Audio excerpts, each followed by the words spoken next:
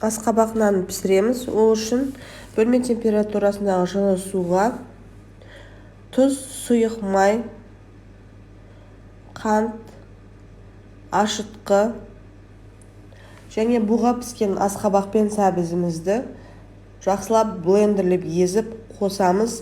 Ұнымызды қосып, бір келкі қамыр илейміз.